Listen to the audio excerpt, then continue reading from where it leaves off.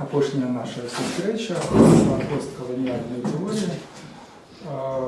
Памятаете, мы с вами говорили про то, что она будет организована крышечку іншим способом.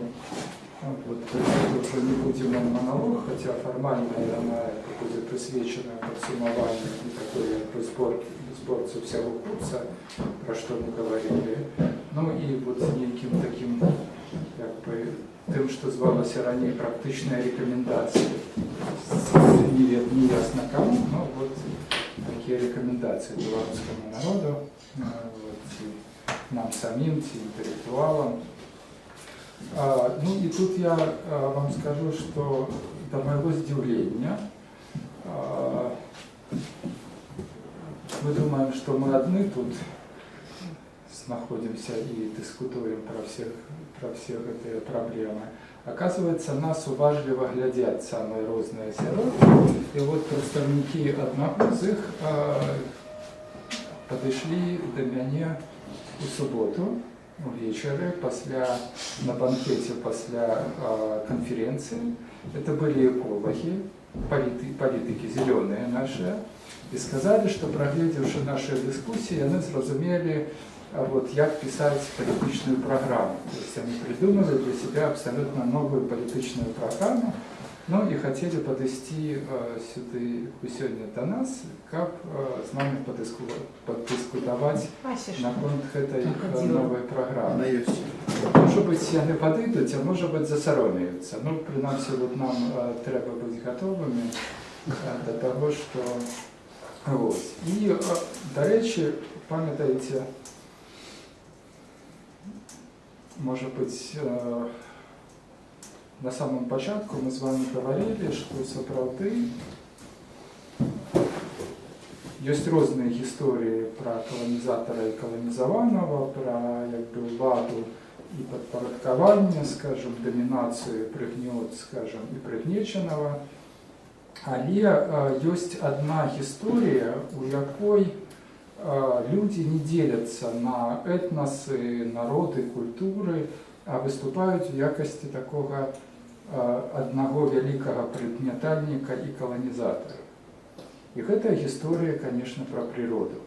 То есть в дочинении до природы человечество, выступая, скажем, вот, ну, классично в постколониальной теории, скажем, таким великим колонизатором, империалистом мы абсолютно не соромеемся того, то есть, причем, ну вот, глядите, вся наша идеология, ну, вот, побудована на тем, что мы маем право, скажем, панаваць над природой, користаться с природой, ну, то есть, что мы господары и абсолютные владальники всего того, что вот перед нами находится.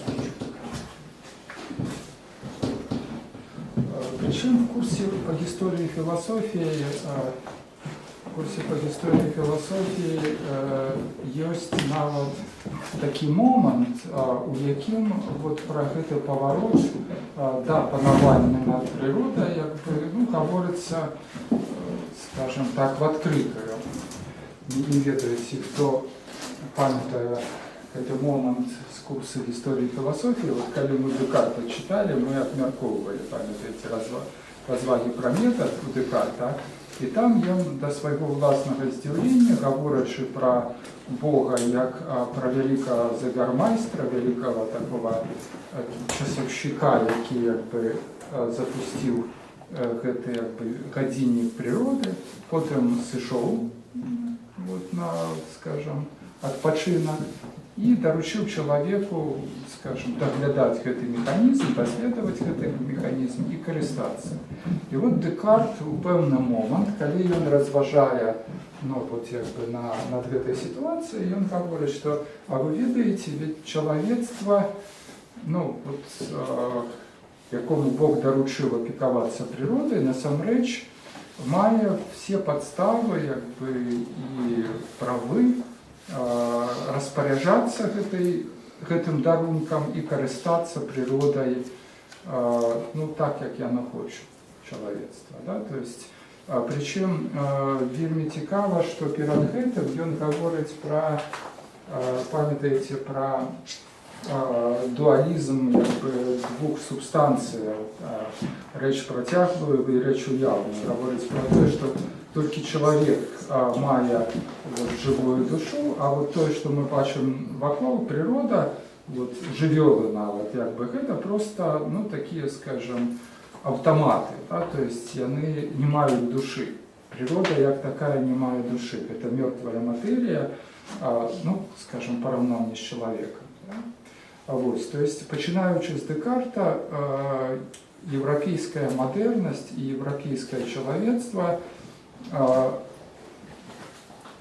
розуміє себе як абсолютного господара навакольного свету, того, что мы бачим вокруг себе. Да? І розуміє цей навакольний світ, природу, як матеріал, який підлягає скористанню, передпрацовці, і так далі, і так далі. Тобто, чоловічество виступає як один великий колонізатор. І коли уявити собі, я часом задумываюся про это, потом разумею, что лепш не думать. Про то, что мы зрабілі, скажем, с жывёльным светом, про все эти концлагеры для жывёлов, где там мы выращиваем всех этих кураняток, там, скажем, парсючков и так далее, и так далее. То есть убачить это не сентиментальными вачима, да, то есть там котики, а менавіта як, скажем, вачима постколоніального теоретика і крышечку метафізика.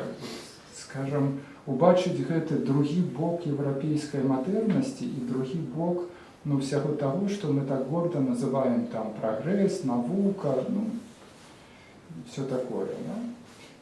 І ми просто почали якраз з вашого питання в суботу на наконт зеленых і політичної програми. І я пропоную ще один розворот перед тим, як ми почнемо збирати все в одно, що справді чоловічество виступає як один великий колонізатор і, як би це сказати, это уже не проблема политичного выбора, а проблема выбора цивилизационного. То есть, утописты и литераторы, там, Голливуд спробує собі уявить такую альтернативную цивилизацию, памятаете, «Аватар», там, скажем, меньшее ставление до природы. Но тем не меньше все это застається менавіта, як такая, скажем, утопия. І коли ми вернемося знову ж таки до постколоніальної теорії, і пам'ятаєте, на самому початку ми говорили про те, що насамрэч постколоніальна теорія – це не розмова про некие локальные колониальные войны, сутыкнения, там, банкирско-ирландская, там, белорусско-российская, те ще какое-нибудь. А это, по сутности, альтернативная теория глобализации, яка спробує описати темний бок сучасної цивілізації модерності. Тобто те, що, звичайно, сходить в тінь від нашої уваги, від нашої рефлексії. Так? И природа тут, конечно, выступает, может быть, таким узорным объектом. И не дарма, памятаете, мы говорили про то, что первая схема, первая стадия колонизации – это трактовка колонизованного как природного тела. То есть природа для нас не має субъектности. То есть мы можем любоваться, мы можем там оборонять навод эту природу, но в цивилизации европейской модерности, в заходней цивилизации сучасной, нема аніяких технік і технологій, які би дозволили діалог або герменевтику того, що ми називаємо природою. Это початок розвитку. Так што посткаланіальная тэорія і адпаведныя схемы і мадэлі сапраўды маглі бы выступаць, ну, скажем, таким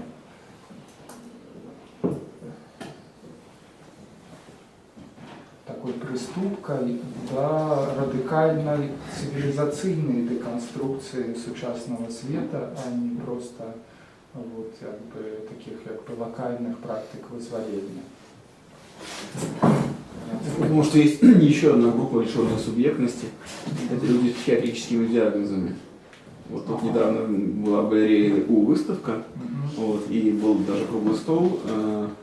И вот там говорили о том, что психиатры говорили о том, что они борются за права психически больных. Однако идея о том, что сами люди с психиатрическими диагнозами будут бороться за свои права, никому в голову, в общем-то, не приходило. То есть даже те, кто отстаивает права людей с диагнозами, не воспринимают их как субъектов борьбы за собственные права. Ну, надеюсь, они не придут сегодня? Не знаю. Может, они уже здесь.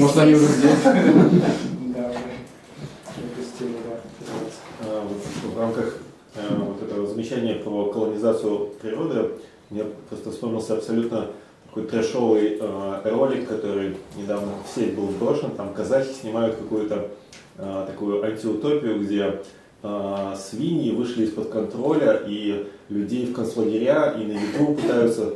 Ну, то есть вот как будто что-то вырвалось из-под контроля и стало, ну вот вернуло как зеркало обратно, и вот есть там смелая ну и полный трэш, короче. То есть это абсолютно такой, ну, мне кажется, постмодернистский такое месиво, но вот как там, если воспринимать это как некую реплику такую, да, там, что а ведь мы чего-то, ну, не замечаем, да, то, ну, она уже звучит как бы по-другому, то есть хоть и через такое, ну, выражение фильмов в стиле, ну, какого-то безумного боевика в стиле Тарантино, да, где мясо, кишки и кровь. Ну, просто я бы так сказал, что тут можно еще пригадать, например, мы можем себе уявить, что там как бы вирусы и бактерии, которые начинают змагаться за свои права, да? Вот, то есть мы, снова же таки, что значит субъектность природы, да? То есть мы можем разуметь, как бы, и ставиться до природы вот как бы с такой сентиментально-гуманистичной перспективы, что вот давайте всем дадим право, ну вот как бы и свою простору, то есть как все могли робить то, что той же самой природой, ну как бы вкладено, вот уявите себе, там крокодилы как бы будут поедать всех тех, как бы, кто потрапляет там на их дорогу, вирусы и бактерии так само, ну и так далее, и так далее. То есть не будь это война всех супротив всех, и не вернемся мы врешті-решт до вот якобы того ж несчастного Кортезия, Декарта, вот с его идеей контроля и вот этого наместництва над природой, то есть право вызначать, ну вот якби якой бактерії вот, быть, а якой якби ласка. Я пропоную трошки пізніше сформулюю, ну, зараз ще не. Я хотіла просто до того, що ось Сергій казав про людей з діагнозами. Гэта ўвогуле практика, ну, ось ми зараз так трошки працювали з такою темою, як колоніальний підход у активізмі. Ну, коли любая група, яку ти визначаєш, ти їй допомагаєш, тому що ти ставиш себе у позицію того, хто так, ти ставиш себе у позицію вишей, і ти не питаєшся про потреби, а замість гэтага ти лепей ведаєш, як розвивати белорусское гражданское общество, к примеру, некоторым товарищам. Ну, и ну, в этом сенсе, это просто, оно настолько плотно уплетено во все, да, что немагчыма, напэўна, ну, як, трэба кожную дзейнасць трэба разбіраць з гэтай пазіцыі. Ну, гэта вельмі важная штука, яна просто так высвятляе, але гэта экстрэмальны, ну, такі край, но яно ёсць ва ўсім, нават там, не ведаю, за права каго б не змагаліся, все одно колониальные. Кого спробовали вызволить, как бы, не факт, что той, кого вызволяешь, как бы сгоден, да, не вызволяешь. Можно еще так, ну, я буду разважать як бізнесмен. Бізнесмени, люди несущая отказность. Коли доверить политическую программу нашим белорусским языком, скончится все вельми плохо. Мы опынимся у пещерах с кострищем, без усилякой связи с цивилизацией, и начнем по-настоящему колонизовать природу, рубить деревья, есть животных, охотиться на них и изнищем все, что у нас тут есть. Экологи повинны иметь политическую программу такую же, как у всех громадян Беларуси, чтобы заховать эту среду обитания, життєздольні социумы, життєздольные державы. Не дай Бог с экологами связываться. Я не удивлен, что они приходят сюда и пытаются просто Давайте их колонизуем. это я не ведал, как бы я Я захотел. добре, что в нашей дискуссии есть модератор. Вот мы просто потонули и до раницы бы обмерковывали. Просто вернуться все ж таки до формата и идеи сегодняшнего вечера. То есть я опошніх зустрічі, да, пропустим якби позицію бізнесменів в дочиненні до екологів. Ну, дадим слово, да. Я не разбираюсь из этой позиции, этому разбираться. Я просто хотела позначить, как бы сярод экологов на самой справе. Ну, то не треба путать, коли я казала про идеологию зеленой там, партии, я казала про доволі, ну, такі цалком синтетичний ідеологічний блок, який касається усього не тільки екології. Сярод екологів, ну, людей, які працюють в сфері екології, є люди, які працюють на вельми різних рівнях, у тим ліку так само використовуючи колоніальну парадигму у відносинах до чого. Ну, в сенсі, это, ну, я просто хочу розмежувати, щоб весь час не відказувати за всіх екологів. Я якраз перед тим не обіцявся вам принести эти две книжечки свои улюбленные, поделиться. То есть вы думаете про свои монологи, потому что вот вы будете выходить и будем конструировать разом с вами вот, постколониальный проект. Вот это вот «Дайпище пробачте, провинциализуючи Европу». Вельми прекрасная, такая ясная, прозрыстая книга. Сам Дайпиш, я тут пішов про одмове, історик Південно-Сходньої Азії, ну, він якби вчився, займався там індуською історією, там викладав в Австралії, як він сам повільно нам розказував, певний час лазав по горах з автоматом Калашникова, якби як маоїст. Він в молодості захопився студентською маоїзмом, а маоїсти в Індії такі суворі хлопці, рішучі, і одразу, коли ти маоїст, то наперед там, змагайся за революцію, позмагався. Я так розумію, що його почали шукати, як він утек в Австралію, і там канчатково вернувся в академічну сферу. От це, ну, от якби чому, ну і сам він історик. Книга, ну, просто узорная, з самих різних перспектив. Мені вона страшно подобається і ангельською мовою, там, якби, і стилем, і типом мислення. Тобто він з самого початку говорить, що це книга не про провінціалізацію Європи, як, ну, географічної, там, ті навіть геокультурної частки світу, да, тобто як континента, вот, ну, які має там свою локалізацію, скажімо, там, свої країни, які в этой Європі знаходяться. Тому що така провінціоналізація відбулася, він говорить, в середині 20-го століття, якою було опошнім європейським століттям, і вже нічого робити додатково не треба.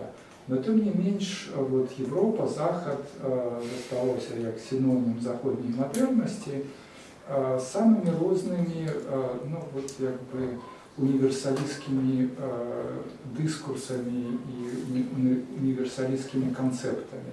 вот ён гаворыць, паспрабуйце пісаць гісторыю Індыі, ну, там не толькі нового часа, а любого часу, не карыстаючыся вот як бы цэлым шэрагам канцэптаў, ну вот гістарыцыйскіх, ён называе гэты пакет гістарыцыйскімі канцэптамі, і калі мы ўжо падыходзім да мадэрнасці, да сучаснасці, там, ну там і канцэпт нацыі, і там ідэя грамадзянскага этнічнага, скажем, правы чалавека, прагрэс, навука, ну все тое, што мы з аднаго боку прызвычаіліся лічыць універсальнымі канцэптамі мыслення, да?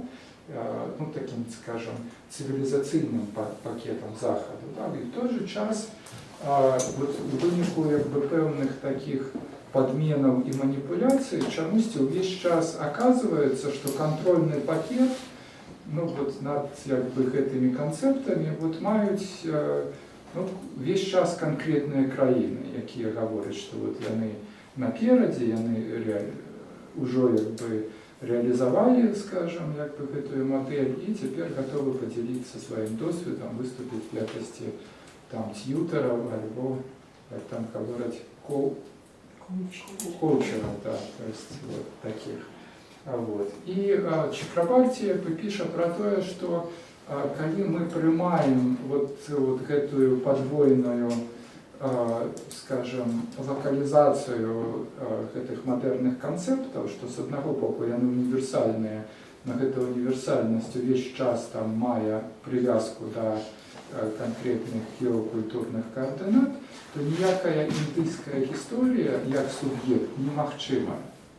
То есть ты весь час будешь писать как бы, истории Индии, ну вот как тень, альбо как ну, вот такое периферийное адгалінаванне вот этой агульной модерной истории. И ён фармулюе концепт гістарычнага адрознення ці гістарычнага разрознення, может быть, вот так сказать. То есть ставить пытанне про тое, яким чынам, не выкидываючи всех эти концепты, да, потому что так как бы инакше мы внутри этой цивилизации, вот сегодня все находимся и думаем в этих концептах, как прийти врешті до своей субъектности, своей истории и врешті-решт самих себе, мы мусим научиться, ну, я бы нават назвал это крышечку иронично двудуманию. То есть думать про себя параллельно в двух системах координат. То есть с одного боку идти насустрач вот тому, что мы называем там заходней модерностью, приймать это ну, как свой лёс, а в той же час параллельно продумывать самих себе, ну вот как бы с іншей перспективой. Тут вельми важно зразумець, что это не перспектива локальная, то есть не думать про себя, что вот есть универсальные концепты, а мы локальные. Да? Это не перспектива антимодерная и не перспектива ввогуле вот, абсолютно ну, оппозиційная в дачыненні до самой до Захода и заходней модерности. То есть сам Дайпиш называет эту перспективу просто индийской историей. Да? То есть мы мусим знайсці себе не только внутри вот, как бы, этих универсалей, да, але внутри самих себе. То есть мы мусим выстроивать свою субъектность там, белорусской истории так, как ну, вот, как бы, яна бачится с перспективы нашего места и нашей субъектности. Ну, это, конечно, вельми спрощенная схема, потому что далее ён ідзе і спрабуе вельми так уважліва і падрабязна, ну, скажем так, проанализовать тыя магчымасці і тупікі, якія паўстаюць у выніку такого двудумання, скажем, ці як бы выніку хадзе насустрач, калі можна так сказать. Ну вот як бы гэта Дайпиш Чакрабарти і гэта гісторыя. Да? То есть гэта спроба знайсці сябе як бы разом з мадэрнасцю, але ў той жа час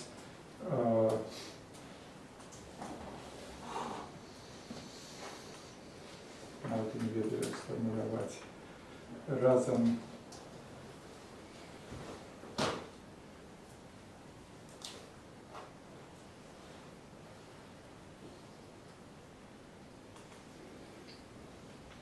как бы inside and outside. То есть і разом, і в той же час поза, якби, виходить поза яе межі. Ну и другая книга, вот это вот, не ведаю, кому хочется потримать, посмотреть. Другая книга, про якую я казав, это критика постколониального розума Гая Приспівак, вот это безумная таміна, в якой яна робить щось подобне, що спробує зробити Тайпіс Чакрабарті, но тільки яна вибирає іншу перспективу, а менавіта перспективу дисциплінарну. Тобто вона, скажімо, бере дискурси, там, філософія, література, історія, культура. І глядіть, як от ці мейнстрімні дискурси європейські, яна спробує їх бачити і перечитати з перспективи вот того, що вона називає native informant. Якби, це навіть і не перекладається, це термін етнографічний. От ведаєте, хто такий native informant. В етнографії це якби тубилець, але не просто тубилець, а тубилець, до якого приїжджає етнограф, і який дає йому звістки, ну, от, якби, про все, там, про племени, про землю, як це називається, як це ми робимо. Етнограф все це записує і на підставі, скажімо, цих звісток реконструює вже, ну, те, що можна назвати ідентичністю, і пише свою монографію, в якій, якби, він описывая, что вот племя такое-то, такое-то, вот такая идентичность, такая культура, скажем, такий тип мислення. То есть Гая Приспівак спробує показати, знайти схованную внутри вот этих, якби, дискурсов философии, литературы, истории, культуры фигуру этого, якби, информанта. То есть поводле яе, ну, скажем, деконструкція, поскольку ці дискурси універсальні, вот, ну, в системі координат, якби, європейських, то як деконструювати, якби, ну, філософію як дисципліну, як вогулі, як тип мислення, ми мусимо мати некий плацдарм, ну, або там, якби, літературу, чи там, якби, історичне мислення, да? І цим плацдармом вот, виступає, ну, вот, це, якби, native informant або тубилець. Тобто вона починає з Канта, знаходить у антропології Канта там різні пригадки вот постать тубильця і спробує вистроїти, якби, цілу критику, ну, вона називає це постколоніального розуму, ну, по сутності це, якби, та ж сама критика модерності. От, вельми цікавий проєкт. Ну, от, знову ж таки, на жаль,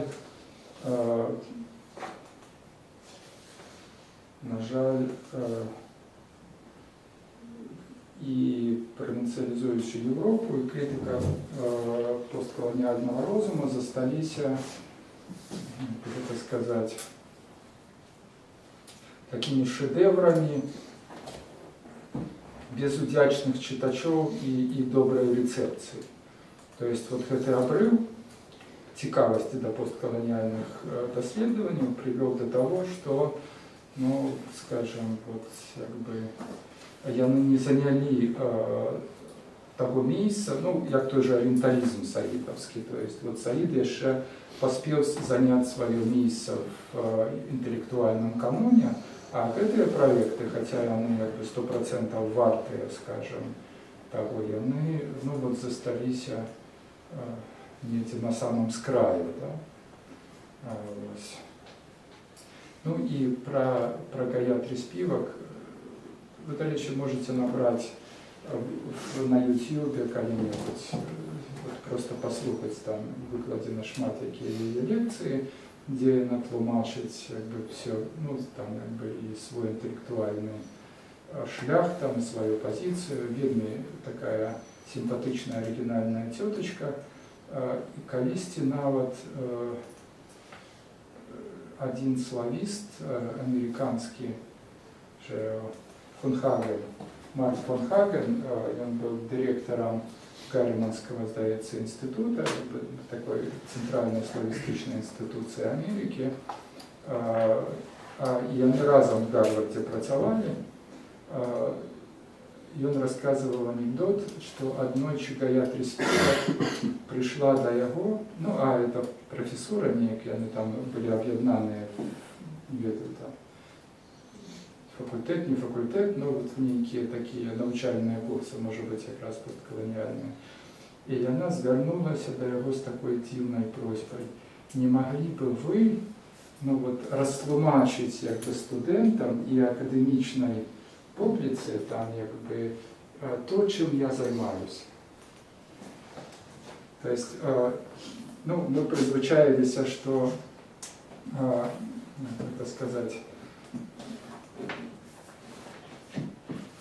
часам інтэлектуалы ці там прафесура, якая занадта далёка уходзіць у складанасці сваіх схемаў, звяртаецца да аспірантаў, ну, вот, своих там, там, до студентов, ну, где-то там, магистрантов.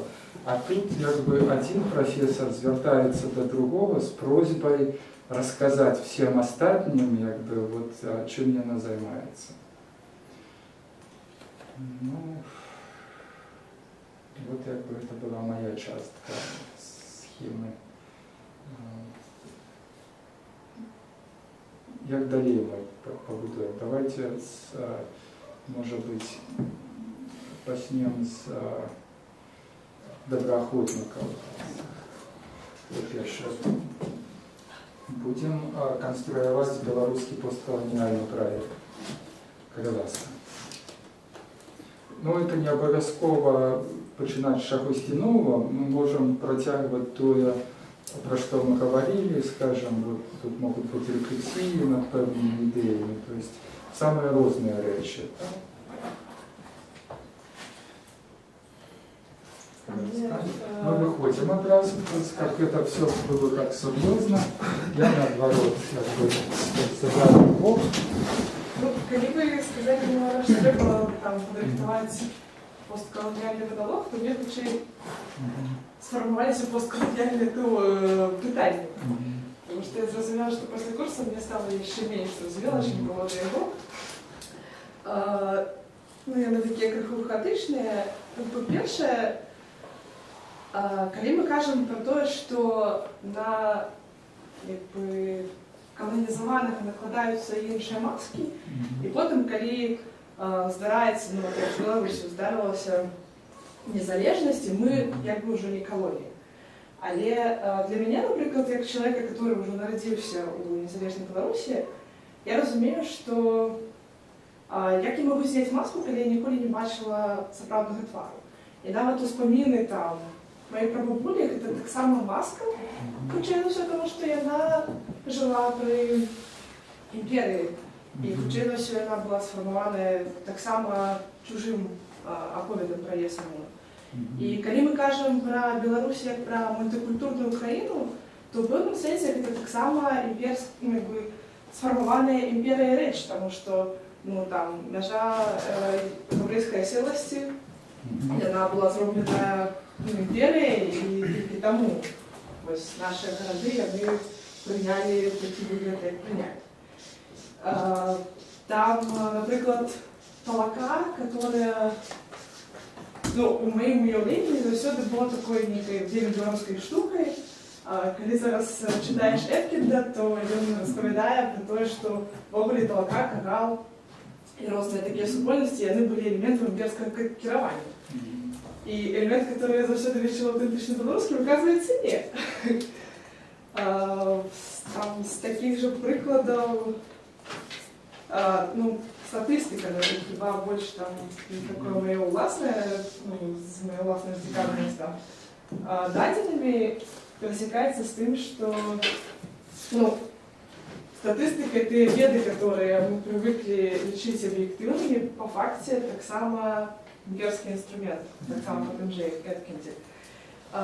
І у виніку ми маємо ситуацію, коли ти насамперед не ведаєш, який це правильний факт. І ти його мусиш придумати з іншого боку. Інше велике питання, яке у мене застається після курсу, це, як в новому ході Тетяна Водолажська сформулювала про те, що складаність життя у сучасності у тим, що всі зрозуміли, що світ, він конструируем. Нема Бога, ці цара, на которого можно перекласть отказывать за свой лёс, за свое життя. Так Водолазская сказала, что нема Бога. Я, конечно, спросила як по пам'яті, але тоді було, можливо, видрала занадто з контексту, але по факті, головне те, що світ конструюємий, і коли ми оказуємося вже не колонією, у нас нема, одного на всех Бога, нема одного на всех царя, и нема одной на всех империи, которая за нас выращает. И это страшно, потому что не все люди готовы приймати так шмат відказності за власну. І ми повинні приймати країну, в якій хтось почав здимати маски, бо там йому цікаво преодолеть цей страх, і він готовий його преодолевать, а хтось не готовий змагатися з цим страхом. І він тому починає сумувати там по імперії і намагатися її вернути. І тут ми мусимо як сполучити усіх цих особисто життєвої позиції, тому що нам якби треба будувати Крим. І ось що може бути тим агульним, що може сполучити людей, які починають здимати маски, не ведаючи справжніх тварей, и людьми, которые хочут вернуться в империю, будем так простей, комфортней, надійней. Вот это так само, ще думаю, велике питання. І глядите, що у нас отрималося, то есть цікава схема. Тоді вот у нас постколоніальна суб'єктність, вот і ситуація постколоніальна. І перше, з чим ми стикаємося, це хаос масок і ідентичності. То есть такий постколоніальний дурдом, коли якби маски вони не зникають, а худшей множатся. И множатся без иерархии и без вот некой темной такой, скажем, выстроенной классификации этих масок. То есть в одному і тим же часі і просторі ми можемо знайти ідентичності з самих різних стадіїв, там і колоніального, і доколоніального, і постколоніального, і, може бути, постколоніального. Всі живуть у різних часах. Отримовується, що в фізичному часі, ті фізичні простори, вони всі знаходяться разом, да?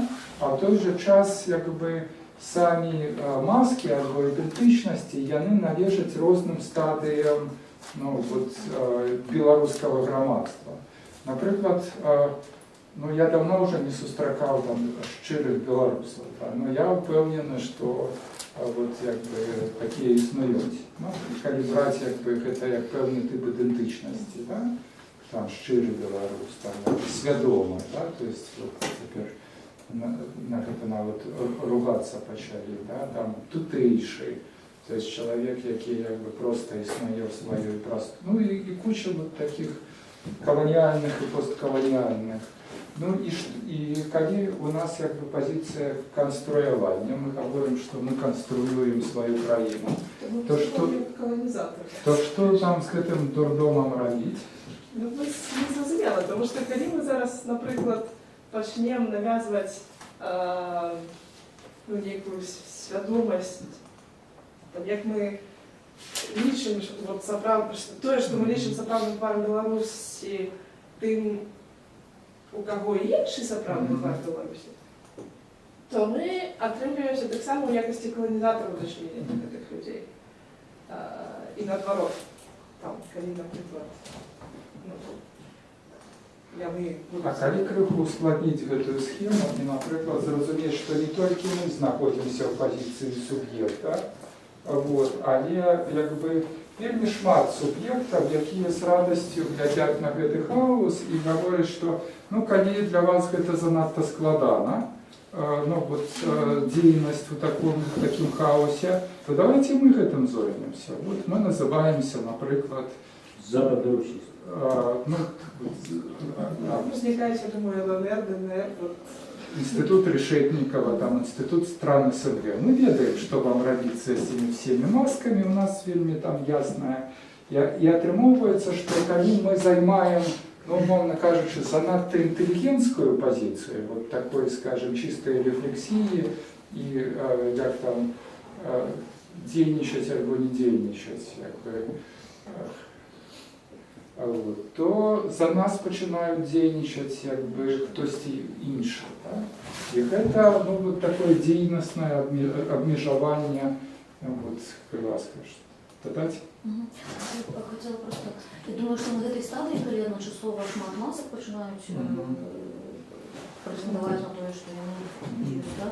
Гэтую стадыю на ёй немагчыма зрабіць ці абраць нейкую адзіную, ці стварыць нейкую новую, пакуль все гэтыя маски не прагавораныя. Мне падаецца, што трэба зрабіць, ну, тэхнічна як прастору, у якой яны ўсе прызнаюцца, ну, у сэнсе, і адначасова адбываецца іхняя дэканструкцыя, ну, у сэнсе раскрутка, а адкуль яны, ну, взяліся, як яны суадносяцца паміж сабою. И мне падаецца, што без гэтай стадыі ўсё адно, ну, што такі працэс может быць вельмі доўгім, але ён потым як бы расчысціць прастору для стварэння ўжо іншага новага. Першае, што мы робім, гэта, скажем, спрабуем разгарнуць прастору в генеалагічны праект, то есть показаць, як гэтыя маски паўставалі, ну і вот як бы дынаміку іхняго развіцця. Вот яны адсюль выплываюць, напрыклад. Але вельмі важна на гэтай стадыі прызнаваць, не даваць прыярытэт ніводнай з іх, прызнаваць як бы, ну, права на існаванне усіх, але раскручваць, адкуль узяліся. Ну, і некаторыя з іх будуць, магчыма, хутенька. Мне падаецца, што тут в этом галоўная складанасць узнікае ў тым, што яна патрабуе такой моцнай рэфлексіўнасці всіх там людзей, которые там носяць, можна кажучи, гэтыя маски. Смотрите, ведь у нас николи вот с нашей рефлексивной позиции, вот этого постколониального субъекта, у нас николи нема непосредного доступа, ну вот как бы до конкретных людей и конкретных масок. Одиное, что мы можем, это как бы зайсти разведу. То есть, как бы, коли мы хотим уплывать как бы, на идентичности и на, ну, вот, как бы, на динамику, то как бы, то, что мы робим, это не переконываем, ну, там, как бы, Петю або Янку, что вот, как бы, ты тутейший, а ты мусишь там быть там, таким-то, або как бы, ты вот лічиш, что так и так, а треба занять больше рефлексивную позицию. Да? А мы звертаемся до веды, до ідеяў, схемаў і мадэляў, альбо до просторы культуры, то есть до стереотипов, идентичностей, скажем, ну вот до тых рэчаў, якія падзяляюцца, ну в ідэале, як бы, вот всёй гэтай супольнасцю, якія універсальныя не тому, что яны, скажем, ну, описывают как бы всю ситуацию, а тому, что они могут быть присвоены каждым из удельников этой ситуации. Да? Бо позиция чисто дейностная, это уже позиция там, политика, активиста, то есть ну, вот, человека, який ну, вот, сапраўды дзейнічае. Да? То есть вот ён звяртаецца да вот гэтых масак і супольнасцяў напрямую, да? І спрабуе ну, знайсці ключики і знайсці матывацыю да кожнай вот з гэтых групаў, там, класіфікаваць іх як бы неяк. Ну так у нас прыгожы пачатак, цэлы посткаланіальны праект. Хто далей? Да.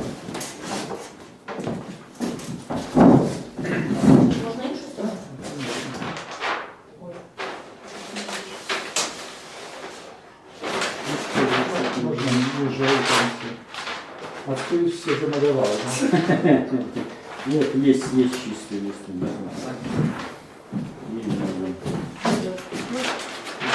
Такой національного зимку. А пока они шукают, скажите мне, коли ласка, як вас зовут? Алена? Алина. Алина? Яка разниця поміж конструюванням і будуванням? Ви розумієте разницю? Ви казали, мир сконструював, але ми будуємо країну. Розницю ви розумієте? Чим сенс кожного поняття? Так, зараз ми послухаємо, щоб не збити думку.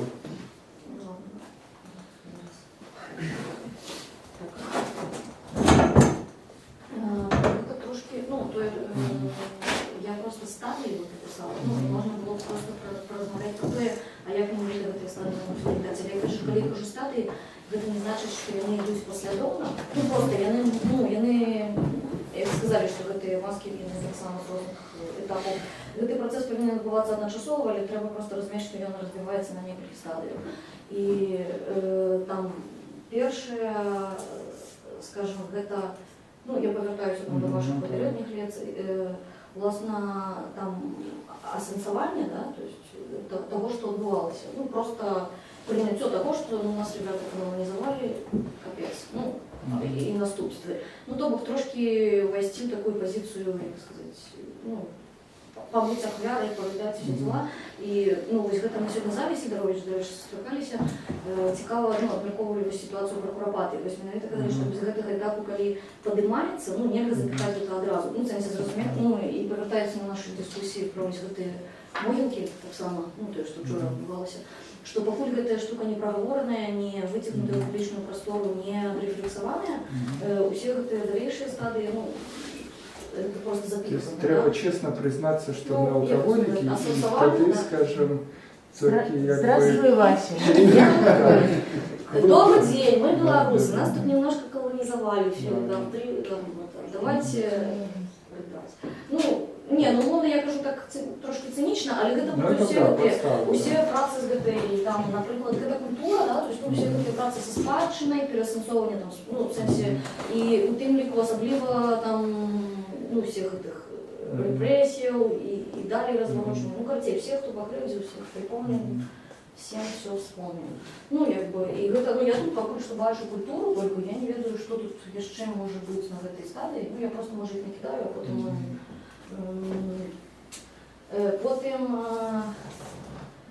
другая, гэта, ну, як сказаць, я її назвала суб'єктная, ну, в сенсі, потому что тут, ну, по-любому, белорусы тут знаходяцца на стадыі аб'екта.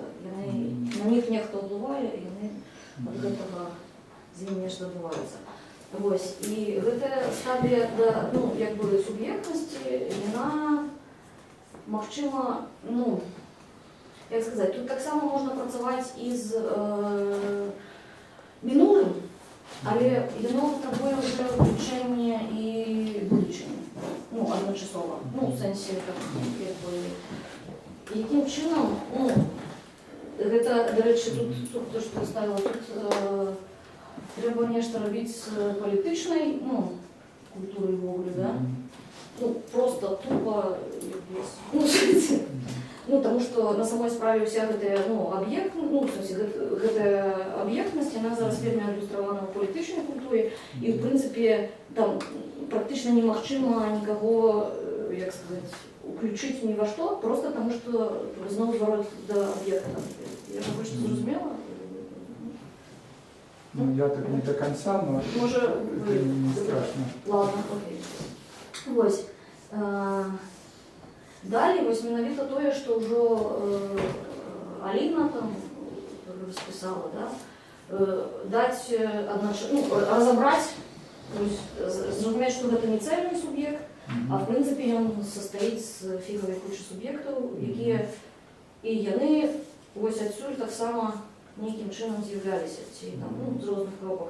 І вось гэта якраз вельмі перасеклося, чым, ну, вступіла ў развагу, тому што яна з маёй схемы вельмі моцна гэтая стадыя, калі там усі галасы в галаве пачынаюць размаўляць адначасова, трэба іх выслухаць. Ну, значит, вось. І тут, як бы, культура зноў, ну, як мы казалі, магчыма, ну, адукацыя, гэта перасекаецца трошкі з тым, што казалі пра гэту мультикультурную сістэму адукацыі, якая была па мінулым занятку, ці калі там вось гэта штука магла бы якраз працаваць так, калі кожная, напрыклад, група, яна раскручвае свой як бы план, потым гэта не выносіцца ў нейкі агульны. Вось, і гэта зноў звязаныя рэчы з папярэднім, вось гэтая штука, да? Гэта, власна, пытанне пра тое, неабходна стварэнне карцінкі пажаданага, ну, пажаданай Беларусі, пажаданага свету, і як бы яна не можа быць маналітнай. Ну, то есть гэты працэс, вось гэты працэс, ну, як бы, можа переключацца сюды. Ну, то бок, ну, не абавязкова з гэтымі групамі, але зборка, і, магчыма, гэтых карцінак павінна быць некалькі, ну, у тым сэнсе, што канкуруючых паміж сабою. Але што важна, што пытанне ўвогуле пра тое, што як мы хочам, каб выглядала краіна, ну, якім мы хочам быць, яно можа абмяркоўвацца, але ўвогуле мы можам гэтага хацець, мы як бы суб'ект, не з Масквы там нам будуць пісаць яшчэ, да? І тое, ну, то бок, вось гэтая размова пра тое, што канструяванне будучыні, у прынцыпе, ну, яна будзе працаваць адначасова на канструяванне ідэнтычнасці, таму што, ну, гэта вось гэтая частка, пра якую я казала. Вось. І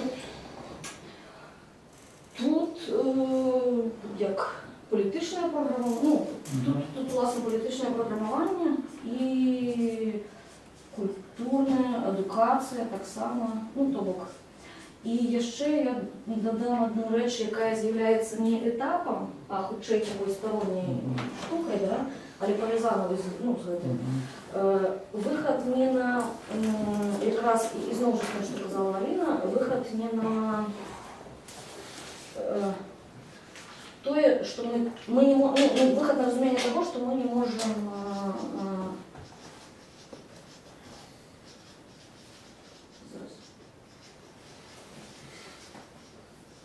дать сюды глобальное вымярение. Ну, то бок, в том сенсе, что мы не можем просто сферически в вакууме створить картинку Беларуси у тых процессах, які зараз адбываюцца.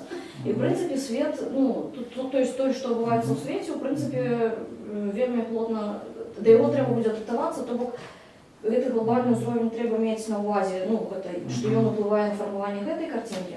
Але яшчэ другая штука, што, у прынцыпе, беларусы, разважаючы пра тое, маючы такую, ну, сітуацыю, што мы хочам зрабіць гэты праект, у прынцыпе, могуць быць, ну, не толькі мець гэта на ўвазе, але спрабаваць глядзець, а які, ну, як увогуле дыскусію павінна мяняцца. І тут гэта ўключэнне проста ў працэсы, ну, сэнсу, у абмеркаванні і праграмаванні на больш глобальным узроўні, ну, як бы, так.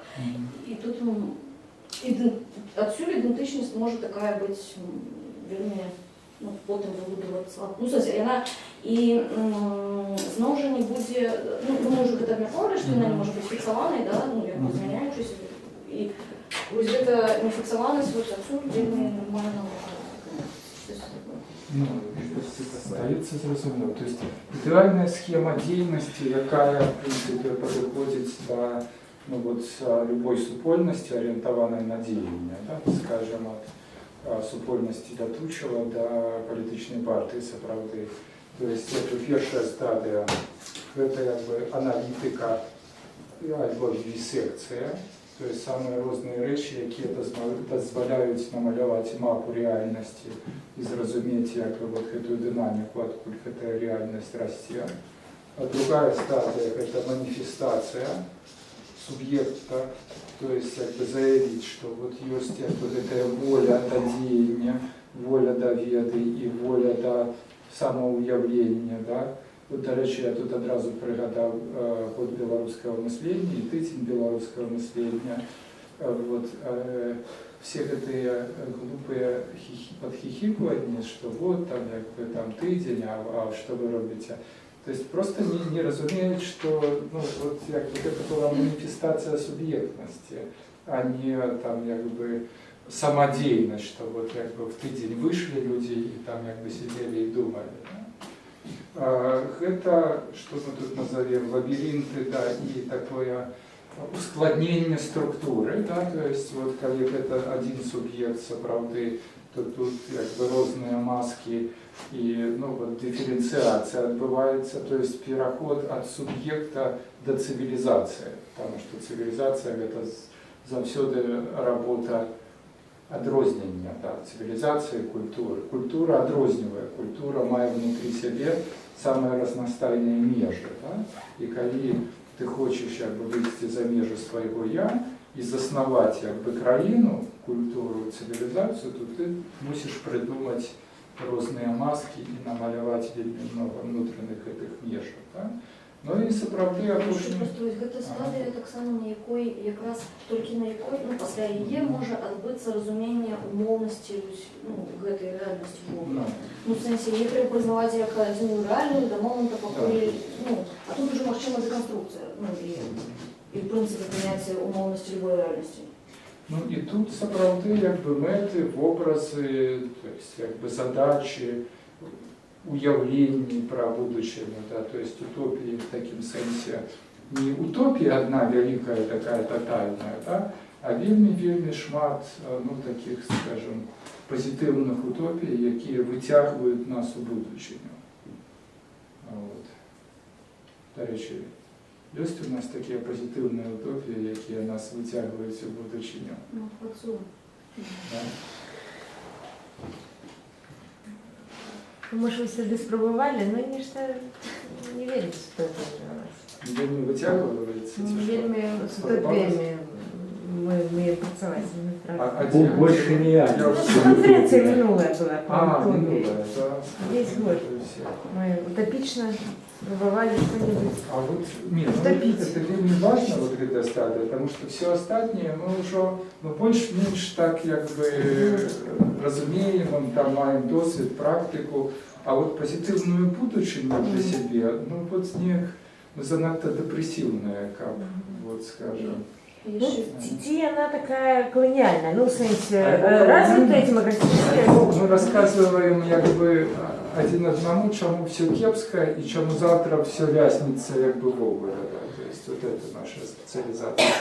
Яшчэ вельмі важная вось про гэтую утопію, да? Гэта да таго, дарэчы, што на той канферэнцыі Егор рабіў даклад пра умоўнасць любых ідэалогій. Пасля, ну, в сэнсе, яна можа стаць не каланіяльнай, толькі пасля вось гэтай стадіі, калі прызнаецца умоўнасць. Тады, ну, гэта як бы такая прышчэпка ад таталітарных ідэалогій. У сэнсе, тут, ну, менавіта, калі кажуць утопія, просто я хочу на гэта так звярнуць увагу, што гэта такая новая утопія, Ты можешь быть придумать нават термин замест утопия, утопии, да, как бы уявление, ну, занадто банально. Можна повернуться, до речі, можна було б Андрея ось в эту презентацію, ну, я ще раз там витягнуть, поглядеть, там просто вельми класненько так все було розписано, менавіта про гэту умовність, ну, в смысле. Потому что вот, ці вы памятаєте калісьці класічны тэкст Валентина Акудович «Разбурить Париж», дзе ён в пэўны момант раззлаваны вот, як бы гэтай беларускай вечнай дэпрэсіі, кажа, ну што вы, мы все скардзімся, вот, и давайте подумаем про самих себе в такой позитивной перспективе, да? То есть как бы, перед нами краіна с колоссальными запасами питной воды, свет, ну, нет, сапраўды, вот, як бы, там, людзі, якія, напрыклад, з'язджаюць в Израиль, а як бы, і потім глядять на то, як ми там відкриваємо і закриваємо свої крани меланхолічно, у них просто руки трясуться, якби, тому що вони не розуміють, в принципі, якби, як можна от, жити і виживати, якби, чому. Ну, справді, от, ну і далі він говорить там про простору саму, да, то есть, коли казать, это не с экологичной перспективы, потому что экология это, ну, вот там ахова, оборона, догляд, доглядание, то есть это вот декартовый клопот все-таки такое, да. А вот у меня опошнім часом все больше и больше идея герменевтики, то есть разумения и вот этих субъектных дочинений с природой, да. То есть, коли бы мы были здольны придумать не придумать вот как штосьці, да, ну, беспадстаўнае, што вот як бы мы ідзем як в аватар, там як на іншую планету. А насамрэч як бы у нас ёсць гэты досвед, вот герменэўтыкі, ну вот там, то есть мы адчуваем сябе там сваімі в лесе. Ну то есть вот просто мы не вербалізуем гэта і не оформляем гэты досвед, ну як бы в праграму, в тэхнікі і тэхналогіі, якімі можна дзеліцца. А ведь гэтым сапраўды можна дзеліцца, гэта могуць быць там курсы в першай клясе, калі там ну, вот, хлопчыкаў і дзяўчынак вучаць там размаўляць з дрэвамі, там, ці, ну не в такім ужо сентыментальным сэнсе, а вот, ну, вот я... Михаил, пробач, проект Михаила Аніпадистова з этими простыми речами, колерами, это да. все туды. Ну, Вот, то есть это вот як бы, и вот это настолько позитивная перспектива, вот якая открывает для нас будущее, да? Вот. Я хочу додать про суб'єктність природи, я тобі не сказала, тому що ну, там дискусія кудись пішла. Але гэта самае, ёсць зараз, ну, такі цікавы вопыт, і гэта не, там, гэта не рэжым брейнштормінга. Ёсць, рыхтуюцца праекты палітычныя, ну, на практычным узроўні законы по увядзенню права прыроды. Ну, гэта менавіта, гэта не тое, што давайте все отключим все, уйдем в пещеры і будем.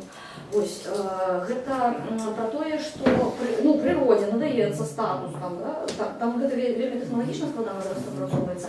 І там уводзіцца такое правіло, як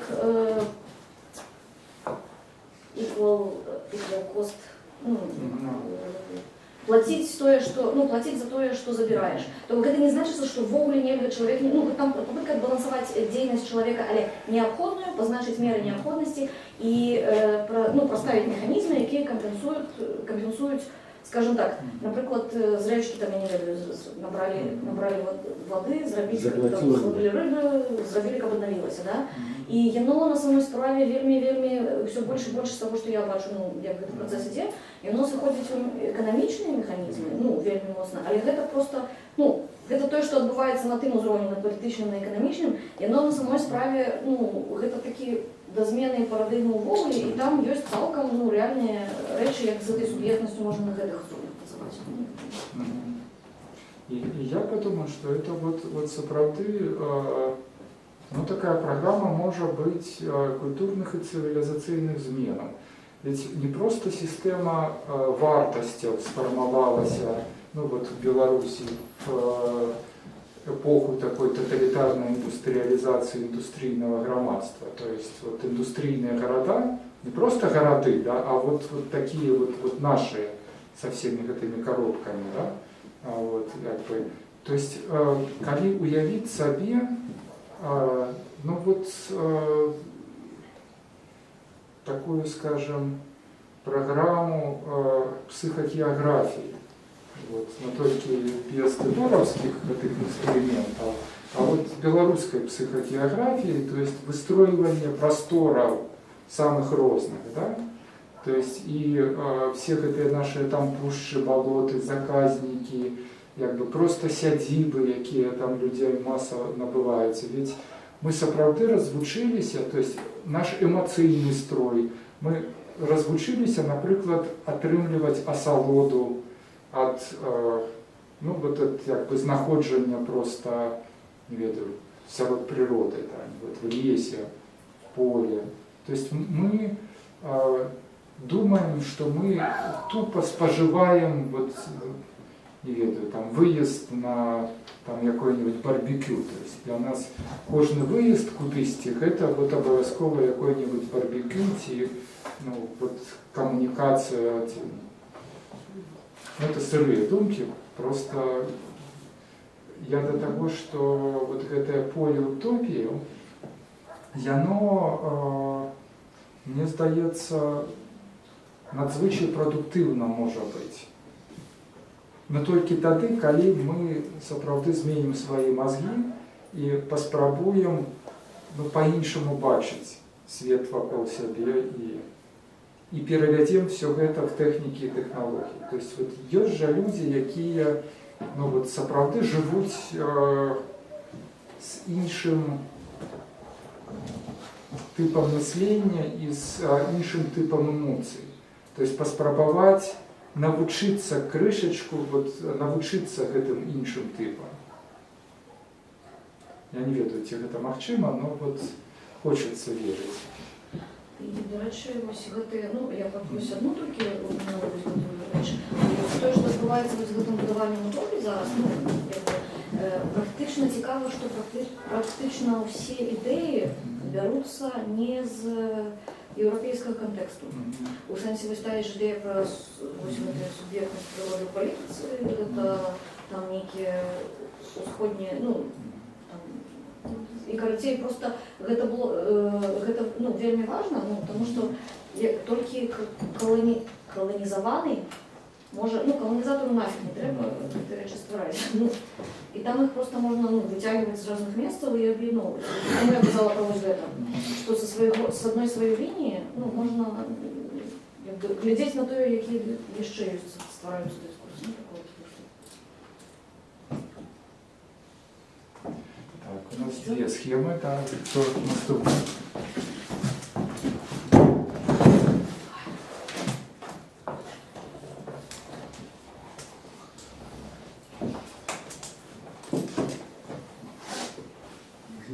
Краска. Как вас зовут? Ася. Вот Я не скажу, не держу. схем там много схем рисуют, но наполнение этих схем я не вижу. Что-то там в голове люди представляют. Вы показали умовность реальности. Она умовная реальность, когда она в голове Егорова. Только она одного. А когда вот эту реальность уявляет в себе 100 человек, то она уже не является умовной. И она уже люди користаются этим. Вы здесь сказали, некая колькость там субъектов, людей. Так? Это же люди. Сколько? Их можно подличить. У нас 9,5 миллионов жителей в стране, в державе. 9,5 миллионов. Из них правом голоса володуют 6 миллионов. Пусть здольность до консолидации, на самой справе здольность до консолидации самоорганизации належит до кожного шестого. Пусть мы после коммунизма, у нас кожный десятый, мали здольность до... А может вы будете на свою схему малювать не поверх гэтай, просто складно... Нет, я наполняю ее. Она пустая. Вы кажете, фиг знает, сколько субъектов. Что значит фиг знает? Мы знаем, сколько их. Кожный десятый має здольность до консолидации. Значит, тут мы маем Субъекты. 600 тысяч. 600 тысяч мы маем людей, які здольні розуміти то, що ви кажете. Это просто... Где они? Потому что здесь наполнение. Здесь у нас политика, наука. Что такое политика? Это деятельность в сфере самоорганизации людей. То есть вот здесь мы консолидуем. Но что мы им там выкладываем? А мы выкладываем вот то, что вы тут начали писать, но не закончили. Культура. Да, я досвід життя, культура. Но здесь еще есть мова, религийность, национальная самосведомость, национальные деятели. Это законы вообще. Это ведомо, что робить. А на кон того, там, як тут казала наша попередняя Алина, там конструировать свет, и это нужно ходить на школу Библии. Царь Соломон собрал детей, и кажет, они разных народов, поміж собой пообщаются, и выйдут, кожный ведает язык іншого, и запер их в саду. Раз 3 года двери отчинились, и из сада выбежало стадо обезьян. То есть вот учите этому со школьной скамьи. А тех, кто более дорослый, ну, можно их так. Согласна. Так, я ще Хотя, что оценивают вот это сейчас? Значит, вот. Дорослых не Только что берем. с дорослыми. Ну, я бы расстреливал, но это моя категорическая. Вести эту практику прямо сейчас в предыдущем То есть с университете. Волгова начнем, да? Да вот, кстати, вот это вот все делает летучий университет. Вот это вот дает нам наполнение этих мертвых схем. Это летучий университет. это был сеанс магії оживлення схеми називається. Далее. Хто ще? Чи може бути? Давайте я попробую. Хотя, мне кажется, главную там, эмоцию я в прошлом занятии еще вложил. Ага. А вот это, ну, наверное, просто воспроизведу ту схему, которую мы уже... Да, будет сложно. Можно перевернуть. Сразу немножко есть.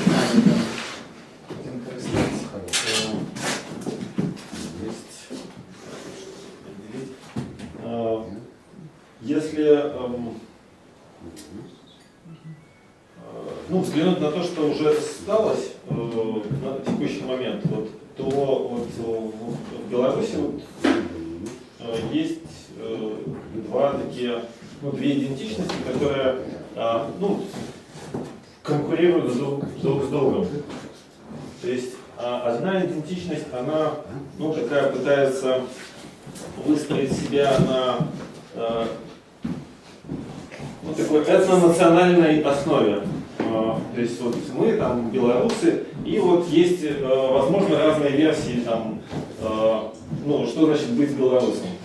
Какие-то разные проекты, но они такие вот как тот самый колонизованный, который пытается вот, скинуть там, путы и там, заявить, что я субъект.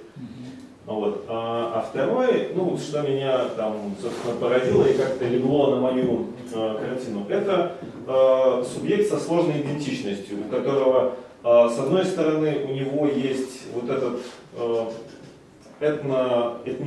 какой-то там проект, да, он ну, частично белорус, но в то же время у него есть еще несколько альтернативных, там, которые могут быть, ну вот условно названы как российские, то есть, ну, я русский со знаком качества, то есть возможность про себя сказать и не краснеть. Есть некий европейский, и можно еще вписать сюда что-то, ну, по усмотрению. Можно немножко еврейским себя проектом чувствовать, да. И дальше вот эта сложная ну, идентичность, она выстраивается в некую, ну, как бы, сложную такую паутинку, где ну, что-то может назначаться главным, а остальное как ну, В дополнительно. залежності від контексту, да? Тобто, коли переходиш в інший контекст, то активуется, скажем, іншая матрица, да? Ну, вот тут можно как бы разбираться, потому что мы так ну, не произвели такого, скажем, антропологического вскрытия. То есть, как это человек внутри себя пересобирает. Ну, если говорить за себя, то мне кажется, у меня все-таки есть какая-то, ну, как белорусская главная идентичность, но дальше уже происходит какая-то сложная сборка, кто я еще одновременно с этим. И, ну, вот мой, скажем, мое личное смущение от коммуникации вот с этими такими, ну, ширами, не ширами, но абсолютно сведомыми, которые, ну, вот, считают себя, вот, ну, как бы, венцом национального проекта, который вот, вот, у нас не было, а вот сейчас вот будет, и я тот, кто его вот строю. И он такой достаточно агрессивный, он на всех остальных с этой позиции смотрит как таких ну, То есть репрезентует себя как норму, как будущее Украины, да? ну да, то есть вот мы достроим этот национальный проект, наконец, у нас будет свой язык, один, конечно, то есть нам другого не надо, нам одного, вот, там, ну, вот, и часто там это, не покидайте шмовы наши, ну, вот. Ну и есть одновременно с этим еще, ну, какие-то вот такие другие, эти, ну, я просто одну позицию колонизатора, который предлагает вообще альтернативные проекты, ну и это такая близко к силовому скорее захвату, но в то же время, если это ну, там отдельно можно нарисовать, ну, не как уже субъекта, а как некий европейскую культуру, которая, ну, способна инфицировать, всех, в принципе, и через это, ну, такая высокоуровневая степень колонизации, распространения общеевропейского контекста, ну, вообще на весь земной шар. То есть это какая-то бессубъектная колонизация, есть там ярко выраженные какие-то, может быть, как польская на этом месте, так и русская, или российская, правильно сказать. То есть, и тут вот в Беларуси это все такое поле битвы, то есть, территория, где оно сталкивается и, конкурирует, в том числе в качестве каких-то политических проектов могут. Хотя, вот это, как это не обидно, там главный политический проект это вот действующая власть, которая как-то себя, переупаковала и может говорить, что рассказывать свою версию истории Беларуси, если надо ее немножко менять. То есть она делает все то же самое, что это, только со своей... Это так само классная схема, и вот я бы її это малявал, как про то, что мы казали. Вот глядите, это и есть белорусская постколониальная баррикада. То есть вот мы ее, скажем, вот тут намалюем. С одного боку проект, оно вот такой радикально деколонизационный, то есть национал-демократичный, что мы вернемся, будем европейцами белорусской мовой, а тут проект, назовем ее тутейший постколониально-креольско складаны, да, то есть когда там шмат разных факторов гуляет, и вот ідзе неспынные выклики один одному, пикировка и полемика. Так вот, моя гипотеза, что белорусская идентичность формуется не тут и не тут, а формуется вот на этой баррикаде, то есть у вынику, этой войны, полемики и, скажем, умовно кажучи, что баррикада выступает таким фильтром, який затрымоўвае в себе элементы будущей белорусской идентичности. Это первое. А другое, когда мы разгорнем эту схему в іншую проекцию, то можно так намалевать. Вот глядите, вот это белорусское громадство, якое, скажем, колонизовано, то, что мы малявали, памятаете, на попередней схеме, скажем, тутейшая, колонизованная, веду в якой историчной, в конце Советского Союза, где есть разные формы субъектности, разные формы идентичности, но все эти формы так инакш залежные и подпорядкованы.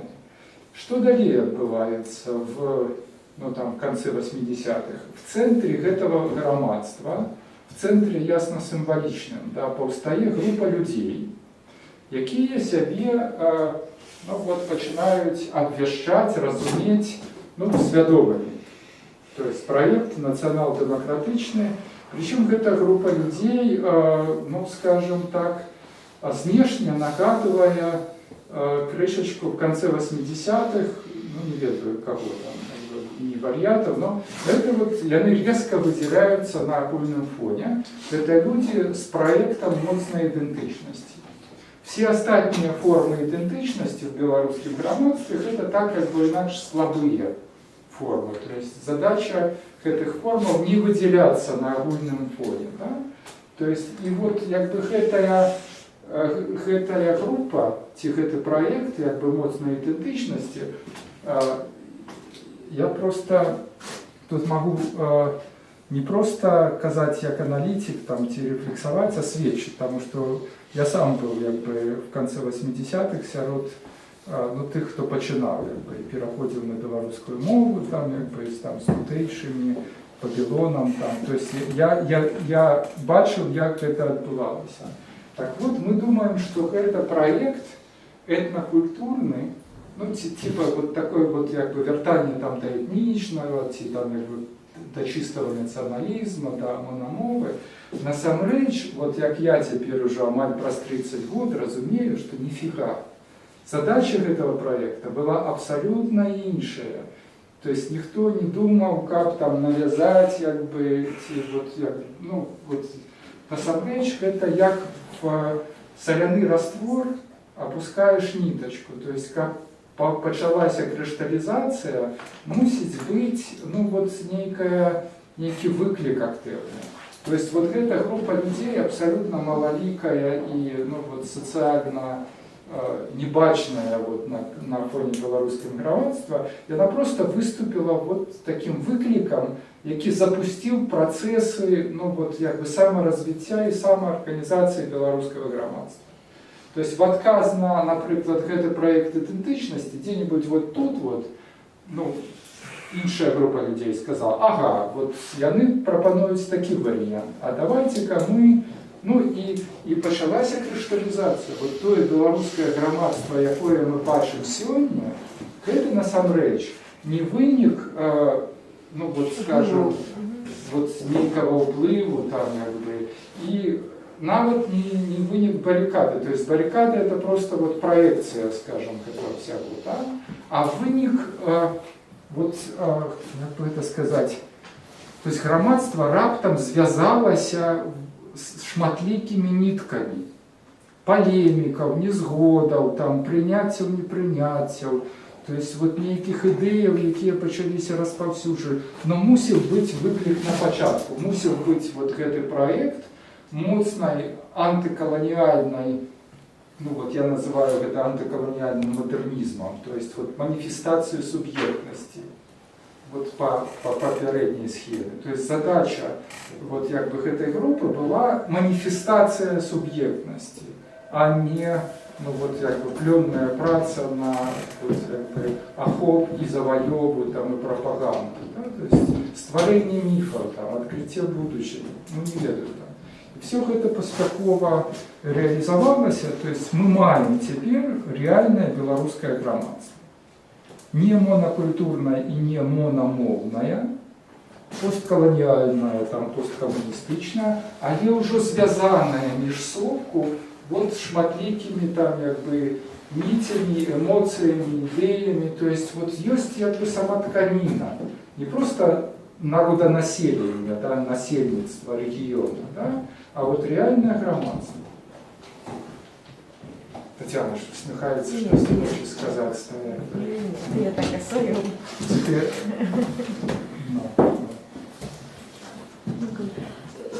Вельмі ну, слушна схема, я просто зараз чисто в якості прикладу. Я б коли на, ну, після того, що в 10-му годі не сиділа 10 суток і не послухала про то, як треба всіх этих чорножопих и так далее, да, у меня, напевно, не включилась бы ну, субъектность, ну, просто, ну, да, ну, кто-то, ну, в сенсе у самостоятельно, что нам треба что-то делать. А? В коридорчиках нет, не от наших, которые... Ну, там были, ну, свідомі товариші, які, ну, там же, ну, шмат часу, ну, якби. І там просто у тим ліку був присутній у гэтым дискурсі, був присутній вельми моцний, ну, як сказати, і він завжди такий, коли він йде на супротив, то все останнє, ну, фабрично відкидається. І на той момент, ну, в сенсі, чисто не можучи гэта зразумець, просто так, ідзе супротив, і тоді ти вилітаєш, ну, а що тоді, да? І, ну, вось гэтая штука просто, як ви намалювали, так просто... Вот, сябры мои, мораль вот этой истории полягае яшчэ на тым, што насамрэч, вот калі мы гаворым про нацыянал-дэмакратычны праект конца 80-х, это просто одна со схемаў, один з прыкладаў. Насамрэч, вот по гэтай схеме ну, вот, могуць працаваць любыя групы, якія ствараюць моцны выклік для грамадства. Вот, напрыклад, летучы універсітэт таксама можа быць праінтэрпрэтаваны на сённяшнім этапе як вот такая как бы невялікая група, такая секта інтэлектуалаў, якая кідае, ну, вот, заявіўшы про то, что там мы собираемся думать, да, что мы не думаем, а это вот будет место для мышления. То есть выклик для громадства, да? То есть и, ну вот не ведаю, там ты ж там экологи, там те зеленые, какие-нибудь радикальные католики, які вертаюць Бога и заявляют, что там, ну, что завгодно. То есть, но любая група, якая кидає виклик і з моцною ідентичністю починає, ну, скажем так, атрымоўваць вот гэтыя адказы на свой выклик, яна так альбо інакш працуе на паўставанне беларускага грамадства. То есть нават, не ведаю, там і правыя там со сваімі там дыскурсамі, і феміністкі, якія там выклікаюць там кучу эмоцый там і дураць галаву там беларускаму народу, да. І гэта самае, і левыя анархісты, якія то там як бы кідаюць, што там яны свае коктейли, да, як бы то ведуць тунеядцаў, да, то есть вот Розные анархисты. розумею, да, я восемь.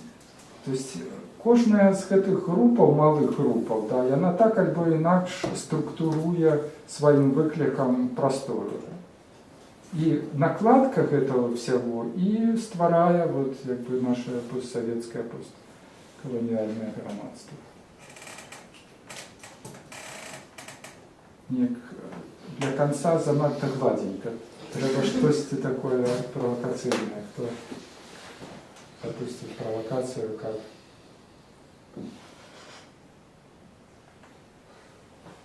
Татьяна, ну, Да нема скажи провокатора. что-нибудь, да, Нет, я бы с удовольствием, но я вообще сдержу.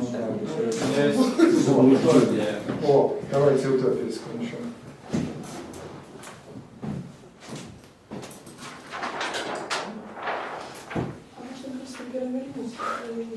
А можно просто перевернуть? Там будет виден этот текст. Он будет прозрачный. Ой-ой-ой, валится. Так, вот с этого боку наливать. У меня сам решение простая ідэя. У нас прынцыпова ўсё да гэтага падрыхтавана і гістарычна. Насамрэч Беларусь гэта такое месца, дзе, ну і гэта в гісторыі ўжо было, дзе адбываецца сутыкненне, так сказаць, усіх гэтых разборак паміж Рымамі. І вось тут Рым-1, тут вось Рым-2 Константинополь, тут нейкая спроба прамежкавага трэцяга Рыма, як бы Москва, а дзе насамрэч, ну, гэта такая псевдоініцыятыва, і насамрэч сапраўды месца, дзе адбываецца сутыкненне гэтых цивилизационных таких тектоничных рухов, насамрэч, ну, мне здаецца, з'являецца Беларусь. І яна, ну, ідэальна Третьим Рымом. Не, яна будзе чацвёртым метарым. Говорит, да. Справа ў тым, што вось калі адбыўся вось гэты раскол хрысціянскі, вось ён як бы вот знізу пайшоў, і вось ён так вось уверх, і павінна быць месца сыходу, і, ну, якраз Беларусь з'яўляецца такім месцам, якраз вельмі добрыя геаграфічныя параметры, то есть з аднаго боку цэнтр Еўропы, з другого боку ўсё ж такі тут прынцыпова ціха, у нас добрая прырода, вода ёсць, і увогуле у свеце, зараз ёсць такая напружанасць, і прынцыпова месцаў, дзе можа адбывацца нейкая вось такая камунікацыя, іх не так шмат, і недарэмна там і Савецкі Саюз у выніку, там яго развал падпісваецца ў нас. Потым вось гэтыя размовы паміж Украины и России отбываются у нас. Які ж это размовы с автоматом? Ну, диалог. Не диалог, это все. Конфликт. Увогуле сам факт того, что это суб'ектнасць як месца, дзе адбываецца гэта дамаўленне, яно, ну, насамрэч шмат разоў актуалізавалася, і ці хаця б згадаць гісторыю пра там уніяцтва. Ну, гэта таксама спроба вось гэтага нейкага яднання захаду і ўсходу. І, ну, мне здаецца, магчыма, гэта ўвогуле беларускі лёс. То есть і увогуле беларуская гісторыя мае вельмі такі асаблівы лёс, таму што мы не проста там, напрыклад, папуасы, да якіх прыехалі там нехта і нас каланізавалі. Насамрэч, Беларусь мае такую гісторыю, дзе мы самі прынцыпова былі такімі вельмі моцнымі пасіянарамі, просто там нашы магнаты ўсё ў Парыжы тым прапілі. Але прынцыпова мы ў такой пазіцыі, дзе вось такі пасіянар, які мае таксама цалкам сабе намеры кого-небудзь каланізаваць, ён апынуўся ў такой абрэзанай сітуацыі, што неяк ён у нейкую слабасць упаў, і у нашай зямле атрымоўваецца, то есть мы бачым сітуацыю з розных ракурсаў, то есть мы яе бачылі як і з моцнага боку, і зараз маем там досвед са слабога боку. І прынцыпова нам вельмі вядомыя ўсе гэтыя механізмы таго, як можна кагосьці там каланізаваць, то есть прыцісняць, але мы адчулі, як гэта працуе і на нас, калі там нашу культурную спадчыну вось нек там, не ведаю, того ж Міцкевіча спрабуюць у нас адняць, і мы абсалютна бачым все гэтыя спосабы, як гэта адбываецца, і прынцыпова мы ўжо разумеем, калі мы уступаем у нейкую камунікацыю з нейкай культурай, то мы ўжо можам усведамляць усе гэтыя камунікацыйныя нюансы, якія, напрыклад, нехта можа увогуле абсалютна не бачыць. І Беларусь месца, дзе гэта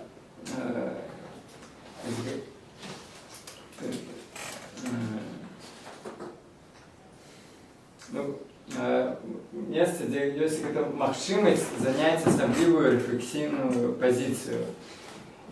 І у той час, як свет будзе там трэсці, і мне здаецца, зараз сітуацыя нагнетаецца, і хто ведае, які там адбудзецца канфлікт. І ў выніку, мне здаецца, усе галоўныя нейкія землятрусы Беларусі выйдуць, і на гэтай хвалі мы... Будем рефлексовать. Я уявил просто такий слоган, там, Минск, место, где все еще можно думать, медитовать, вокруг стреляют, конструируют идеологии, там уплывают, да. А тут люди никуда не спешаются. И картинка такая, весь свет обрынулся, и такие столбы, и там нет, на самом деле, это то, як мы свою простору адчуваем, да, то есть вот штосьці глыбокае ў гэтым ёсць. І, напрыклад, посткаланіальны праект вяртання ўсяго, уявіце сабе магнаты, якія все вывезлі і прапілі там з канца 18 стагоддзя, просто робіцца віртуальная картинная галерея. Захавалі жывопісы, все, что было вывезено, там все картины, все гэтыя Брейгели, там и просто 160 вазов с несущего замка. Просто все эти картины, да, размещаются в виртуальную галерею. Там вот заля такая-то, да, то есть картины с коллекции там Радзивилла, картины с коллекции Сапегов. А вот эта вот артиллерия там специальная, якая стояла в Несвижском. То есть, фотоздым зараз же это дигитализация дозволяя стварыць виртуальные музеи, книги те же самые. Вот что робит Google Books, да, не будем биться головой об Салтыкова-Щедрина, петербургскую, а просто оличбовать всех этой книги и стварыць там белорусскую национальную библиотеку. Залы стародруков, где вот все эти оличбованные книги с наших коллекций, и они есть. Я думаю, что вот это вот позитивные постколониальные проекты такого вот вертания, скажем, яны цалкам реальные, по-моему. И вы сказали там, про пошук места, которые объединовывают все маски, то вот это вот островок стабильности, это, по-моему, якраз то, что мы всіх об'єдновує. Якби любые там... Щось яще було та завага. Переходимо до конца класу. Може податися, що я трошки автоп зараз буду, ну, мені вельми сподобалася утопія, не хочеться заходити з гэтага, але мені падаецца, гэта вельмі важна, калі ми кажемо про те, що ми працюємо, ну, претендуем на то, як там працаваць з колоніальним проектом. Важна мова, казали, что вельми важная, да? И я просто хочу звернуться до моменту в выступе, да, что мы не какие-то туземцы. Это капздец, якая колониальная мова. Какие-то, про яких ввогуле мы нічого не ведаем, что их там было, да? Ну так само, як і про мы, не какие-то белорусы, может быть, такая штука. Это было просто, ну, это таки белая мова такая, як, и, ну, это не в формате наезда, я просто хотела показать, что треба уважливо назирать за собой и, ну, як сказать, внутренняя деколонизация, ну, вы зрозумели, да. Ну, гэта першая штука, з якой треба пачынаць. Не дазваляць сабе надзяваць маску белого колонизатора, які там як бы глядзіць на нейкіх папуасаў. Какие-то там папуасы. Да, то есть, А как же на них еще по-другому жить? Если не есть папуас. Так, вони про папуасів, ну, є скажімо, колоніальності, але, ну, я в огляді слова десь і не бачу проблему у колоніальності. Ну, калі ёсць нейкая... Калі колонізуюць не мяне. Калі ёсць нейкая пассіянарная сітуацыя, то яна пачынае сябе распаўсюджваць. І, ну, прынцыпова мы живем зараз в такім свеце, які ўвогуле так ці інакш павінен прайсці праз гэты этап. Не, ну ладно, а цяпер-то ўжо... І, ну, калі дакладняць пра папуасаў, то ў іх гэтай пассіянарнасці не было. Ну, я ўвогуле хацеў сказаць, што... Адкуль ты ведаеш, ці была яна ў іх ці не? Ты ведаеш пра іх толькі вось З колоніальных дыскурсах. Гэта знішчаная гісторыя. Вынесем гэтую тему да добра. мемуары, да. Пакуль просто важно было обозначить, что скончили мы прагай позитивных утопий, да, то есть некие такие, да, нават калі мы в гэтых утопиях и проектованиях забываем само слово постколониальный, а просто вот як ветер из нас несе туды, то есть мы внутри себя ведаем, что да, что вот первая стадия, мы сыходим с этой постколониальной травмы, но врешті-решт, как бы, сколько же можно про травмы, да, то есть вот мы выспа стабильности и вот место, где можно думать, как бы, И начинаем себя лечить. Да. Вот. Все, тогда А этот курс скончился, скончился? Курс скончился, так.